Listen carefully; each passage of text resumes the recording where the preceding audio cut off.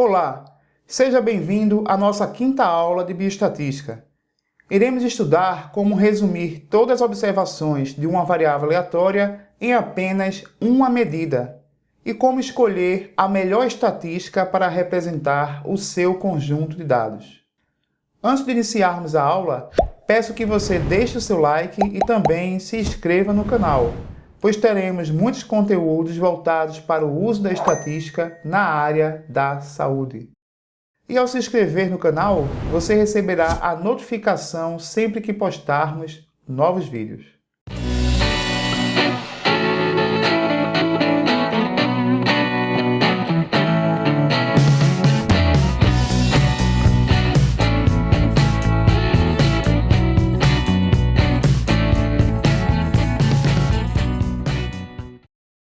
Nesta aula, vamos aprender as principais medidas de tendência central que a literatura indica para a análise estatística das pesquisas científicas e compreender qual dessas medidas melhor representa as observações do seu banco de dados.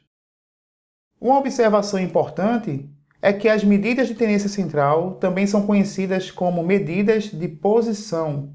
Então, você pode encontrar na literatura as duas nomenclaturas citadas. A proposta da aula é apresentar as estatísticas de tendência central, média, mediana e moda, e apresentar suas aplicações e diferenças. É esperado, ao final da aula, que o aluno tenha capacidade de calcular as estatísticas de posição que melhor representem o seu conjunto de dados da pesquisa científica. Antes de introduzirmos o conteúdo, vamos relembrar qual o principal objetivo da estatística. No quadro 1.1, temos as informações dos pacientes contaminados pelo veneno de um certo tipo de inseto e submetidos a 3 tipos de tratamento. Veja que é impossível tirar qualquer conclusão desses dados apenas olhando para eles. Por este motivo que aprendemos a resumir e descrever esses dados por meio da tabela de distribuição de frequência. Porém, o nosso interesse é resumir ainda mais o conjunto de dados para apenas algumas medidas representativas. Essas medidas são chamadas de medidas de posição e medidas de dispersão. Na tabela 1, temos a definição do tipo de análise segundo o tipo de variável. Perceba que as medidas de posição e de dispersão são calculadas para variáveis quantitativas. Nesta aula, estudaremos as principais medidas de posição e as medidas de dispersão serão vistas na próxima aula. Então, a pergunta principal da nossa aula de hoje é: quais são as medidas de posição e como calcular essas medidas?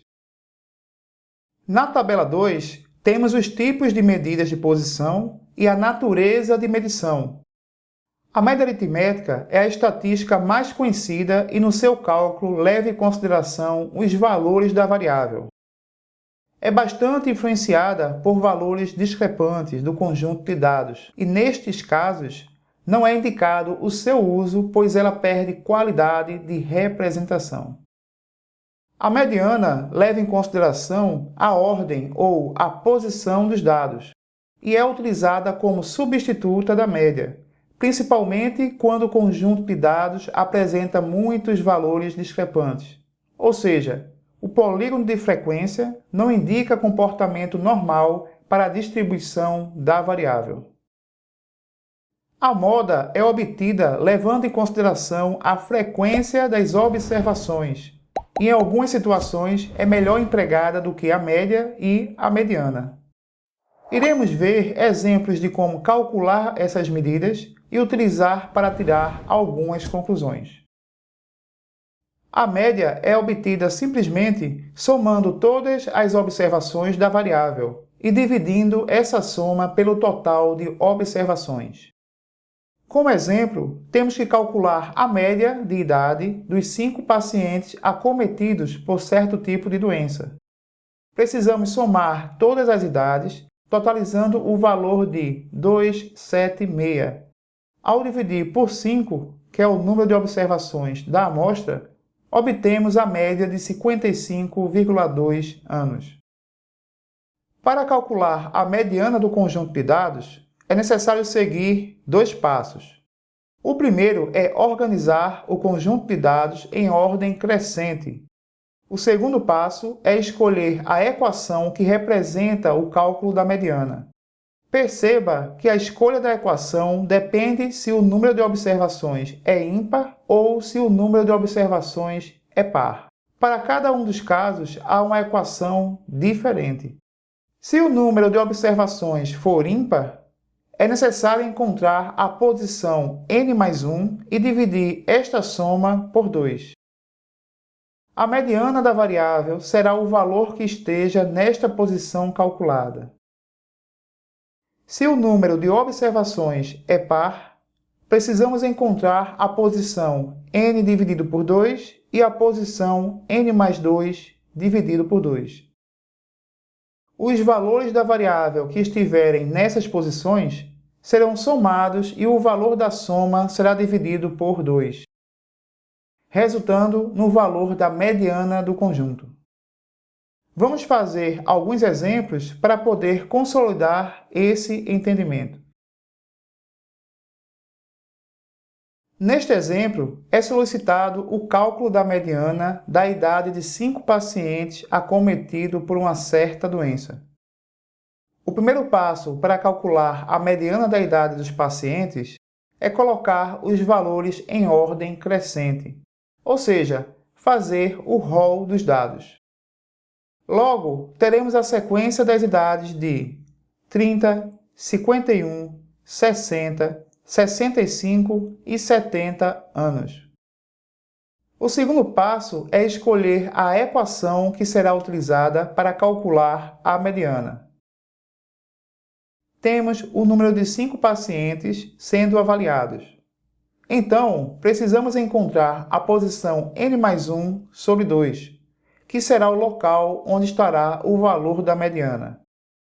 Ao substituir o valor n igual a 5 na equação, obtemos que a posição do elemento mediano é 5 mais 1 sobre 2 igual a 3.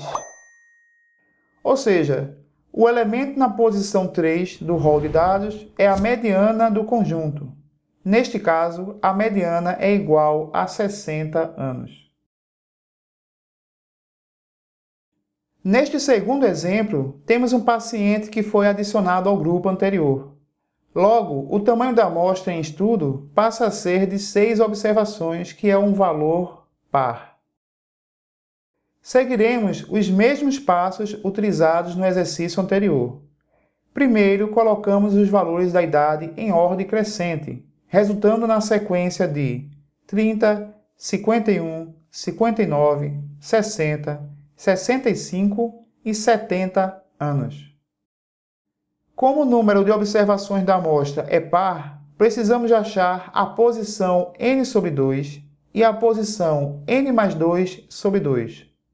Substituindo o valor do n igual a 6, temos que as posições centrais são a terceira posição e a quarta posição. Logo, podemos somar os valores da variável que estão nessas posições e, em seguida, dividir por 2, obtendo a mediana do conjunto, cujo valor é de 59,5 anos. A definição da moda parece ser complicada, porém é a mais simples de utilizar, uma vez que basta contar o número de vezes que cada valor aparece no rol de dados. Aquele valor mais frequente será a moda do grupo. Neste exemplo, vemos que o valor 0 foi repetido 3 vezes no conjunto. O número 1 aparece 2 vezes e o número 2 aparece apenas uma vez. Logo, o valor da moda do conjunto é o valor 0, pois ele apresentou maior frequência do que os outros números. No cálculo da moda de uma variável aleatória, podemos ter três tipos de resultados. Variável modal, que é aquela que possui apenas uma moda. Variável bimodal, aquela que possui duas modas. Variável multimodal, que é aquela que possui mais de duas modas. E variável amodal, que é aquela que não possui moda. Vamos ver quais são os tipos de moda que esses conjuntos apresentam. O primeiro conjunto, formado pelos números 1, 2 e 3, não apresenta moda, pois todos os valores se repetem apenas uma vez, sendo ele considerado um conjunto amodal. No segundo grupo, observa-se que o número 2 e 3 aparecem duas vezes no conjunto, enquanto que o número 0 e 1 aparecem apenas uma vez no conjunto. Logo, os números 2 e 3 são considerados as modas do conjunto e o grupo é chamado de bimodal. No terceiro grupo, vemos que os números 0, 1, 2 e 3 aparecem duas vezes no conjunto, enquanto que o número 4 aparece apenas uma vez. Logo, os números que correspondem à moda são 0, 1, 2 e 3, e o grupo é chamado de multimodal. Vamos agora praticar um exercício para treinar o cálculo da média, mediana e moda. Além disso, utilizar essas medidas para tirar conclusões acerca de uma situação de interesse. Foram coletadas amostras de sangue em 3 laboratórios diferentes. A primeira atividade será para calcular a média, mediana e moda do nível de creatinina nos pacientes atendidos nestes laboratórios. Na segunda parte da atividade, é necessário comparar as medidas de cada laboratório com o valor de referência que é de 0,85 mg%. Temos agora o resumo das medidas calculadas. Veja que a média do laboratório C é a maior de todas, e é a que chega mais próximo do valor de referência. Se utilizarmos a mediana, também será encontrado que o laboratório C é o que possui maior mediana, e o valor mais próximo da referência. Para a moda, vemos que o laboratório B não possui moda. Ainda, observa-se que o laboratório C continua tendo um maior valor do que o laboratório A, porém, os dois estão equidistantes do valor de referência. A conclusão é que o laboratório C é o que apresenta 3 medidas mais próximas do valor de referência, e talvez os pacientes deste local apresentem melhor nível de creatinina. Como atividade, calcule a média, mediana e moda das variáveis quantitativas do quadro abaixo. Na próxima aula, estudaremos as medidas de dispersão e veremos que sem elas podemos estar tirando conclusões erradas ao utilizar apenas as medidas de posição em nossa análise. Te vejo na próxima aula.